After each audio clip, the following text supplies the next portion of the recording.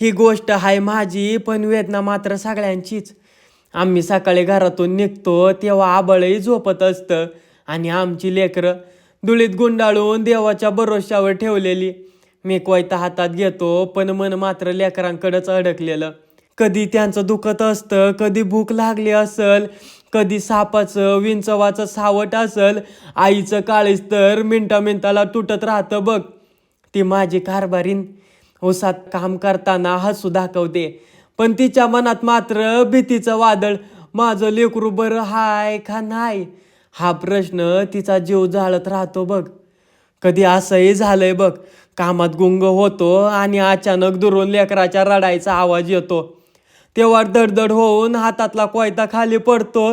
धावत पोचतो तेव्हा दिसतं पोरगं पडलेलं असतं किंवा त्याला काटा टोचलेला असतो. पण त्या 2 मिनिटात आमचं जिवंतपणच संपतं. कित्येक गरिबाची लेकरं अशाच पिकात, धुळीत, अंधारात जग सोडून गेलीत बघ. ना रुग्णालय ना माणूस, फक्त रडणारी ती आई आणि पोराचा गार पडलेला तो हात. पण आम्हाला थांबता येत नाही ना थांबतच, कारण पोटाचा भुकेलेला देव भावना बघत नाही. सकाळपासून ऊस तोडतो आणि संध्याकाळी बैलगाडीने ऊस वाहतो. बैल थकतात, पण माझा जीव थकल्याची सुद्धा परवानगी नाही.